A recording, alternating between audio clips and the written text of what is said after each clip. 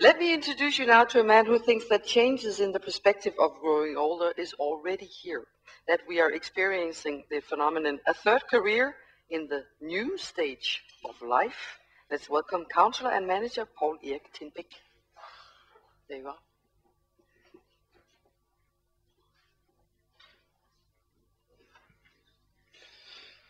Yes, hello. I come from Aarhus, the city of Aarhus, where I run a project called A Third Career. I'll tell you about one of our activities, workshops with mature workers before they decide to stay or to leave the job. The transition from the last full-time job is one of the most difficult transitions in a lifespan. A survey from the United States shows that compared with transitions to getting married, having children, children leaving home, and so on, the transition from the last full-time job to become a pensioner is rated as the most difficult in a lifespan. So there is a great need of discussion and not at least reflection on this transition. And that's what we do. It's one of our activities. We have workshop 2-day session with mature workers, and the result shows that 4 out of 10, just after 2 days, decide to stay longer on the job. 4 out of 10 decide to stay longer on the job. So we call it pre-retirement counseling, the shortcut to active aging. And sometimes we also call it the best answer to the demographic challenge. I really agree with the former speaker who said, demography is not our destiny, but the way we handle it. So let's get started. A third career refers to a career in the third age. And I think we all have a perception or a picture similar to what we see here of this photo from Havana, Cuba, that this woman has retired. She laid back, smoking a cigar and doing nothing after 30 years working. But things have changed, and sometimes it takes more time to see and understand the new realities. And a closer look at the photo also reveals that she has not retired in a way we're used to interpret, but that she is in fact in hard working, as you can see. She has, as entrepreneur, started her own business in the tourist trade, selling cigars and tourist photos. In the corner by the door, you can see her homemade cigars. She hides her cash register in her left hand. In fact, it's a bottle with coins. And she has dressed in a way that makes it very interesting for tourists to take a photo of her for just $1. So she is hardworking and not what we thought it was, just retired. So what we have here in one picture are 2 different perceptions and pictures of retirement patterns, or what I will call a current paradigm shift in retirement patterns. We are in a historical period where more and more healthy senior citizens prefer to continue working in different ways instead of spending 20, 30 years in leisure activities. As Bernard Shaw said it, a perpetual holiday is a good working definition of hell. So what we can see is that more senior citizens invent new third-age careers where they can continue being a part of the game instead of watching at the sideline, and where purpose, passion, and meaningful commitments are part of the whole life. So this shift in paradigm of retirement patterns is initiated by 3 motivators. Through our history, work has changed from something only slaves did in ancient times and in the Middle Age to be a platform for creating a person's identity and realizing oneself. In a short form, it is said that today we live for working instead of working for making a living. And this development means, of course, that a growing number of seniors want to continue working. Secondly, the demographic development with fewer younger and more elderly also means that a longer working life has become an important issue at the agenda in all European member states, and that a lot of seniors has got the message. And the third motivator behind the paradigm shift is the increased longevity. In Denmark, life expectancy has increased in 100 years from 52 years in 1900 to 77 in 2000, or exactly a 25 years life bonus. And with a perspective of 20, 30 years in retirement, a growing number of senior citizens are looking for something more meaningful and for activities with a purpose greater than oneself. They want more meaning and less leisure. The 25 years life bonus we have got during the last century is also what Peter Laslett 30 years ago called the new stage of life in his book, A Fresh Map of Life. Instead of lumping everyone with grey hair under the same umbrella, which only leads to mistakes and bad policies, Peter Laslett argues that this new stage of life we see emerging the end of mid-career and parenting duties in the second age and before the beginning of old dependent age in the fourth age. That this third age is a new stage of life.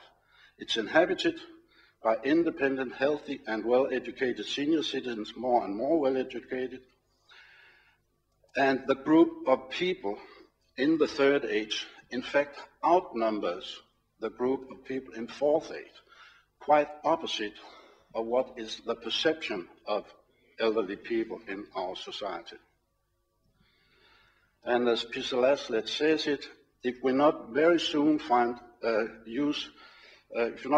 ways to use the resources among the group of people in the new stage of life, the waste of talent and experience is incalculable. So the challenge is what is described very precisely in the paper for this conference. The challenge is to improve the access to active aging. It's a challenge for politicians to improve the access to society. It's a challenge for businessmen to improve the access to active aging, as we just heard from the former speaking, where businessmen also are on the way. It's also the challenge for volunteer organizations to improve the access to active aging, because there's a new group, more resourceful and more well-educated seniors entering the volunteer and the civil society. So the first step in this challenge, I think it is to realize and recognize the difference between the fourth dependent old age and the third age as a new stage of life. But though it's a first step, I think it's difficult because we all have so strong imprints of stereotyped gray-haired elderly that it sometimes makes it difficult to distinguish between the third and the fourth age. So we really need to kick the outdated stereotypes of aging. And the best way and best tool is dialogue. Dialogue with decision makers and with stakeholders. In our project, A Third Career, we are in dialogue with the decision makers. First of all, we arrange workshops with mature workers and senior citizens. In the end, who are going to decide if they're going to stay longer on the job or not? It is the senior citizens and mature workers. So it's very important to address campaigns and discussion with senior workers as they really are the decision makers. We also arrange shorter workshops with managers in public and private companies, as they of course have great influence on the decision. But as the transition from the last job to pension is so complex and needs so much of discussion and reflection, it's not enough to send a postcard to the workers or issue a paper. You really have to get in dialogue. And that's what we do in our project. We have workshops with mature workers where we discuss what work means and meaningful commitment means to a life of fulfillment. What the importance of staying healthy and fit and prolong the third independent age before you enter the fourth dependent age. And how to establish a network, for example, in voluntary organizations when leaving the workplace. and in general, and first and last of all, kicking all stereotypes on aging and assisting each person to find his own way to a third career. We have written evaluation from these workshops, and each time I read the forms, the evaluation forms, I really get surprised to see what happens. But as I mentioned in the beginning, 4 out of 10, or 38%, decide to stay longer on the job just after 2-day discussion and reflection. 39% decide to improve their health habit to prolong their third age, keeping fit and independent. And 44%, which is also very important, decide to join and spend time in voluntary organizations, to be a part of the community and contribute to the society also after the last day on the job. And in fact, this is very close to the recommendations from the EU to prolong working life, to motivate keeping fit and healthy aging, and to decide to join volunteer organizations.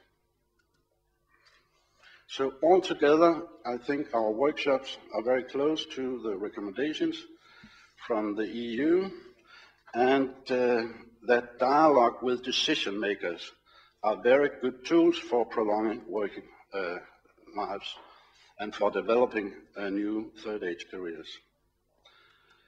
So we call it a shortcut to active aging, and a good, sometimes we call it the best answer to the demographic challenge. I'll finish my presentation with a short commercial.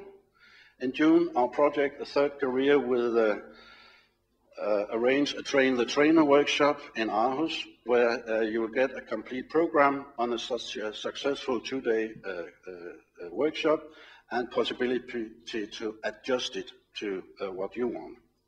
And in May in Berlin, a European Voluntary Learning Partnership will arrange a conference focusing on the big shift in Europe and how pre-retirement counseling can be a shortcut to active aging. And we are so lucky that Mark Friedman, the author of The Big Shift, has confirmed to make the key speech at the conference. So see you all in Berlin. Thank you. Poul-Erik Tindbæk, thank you very much. It's okay to make a commercial if you can show the results that you just showed us. So you're forgiven. We're going to have some coffee. You need it.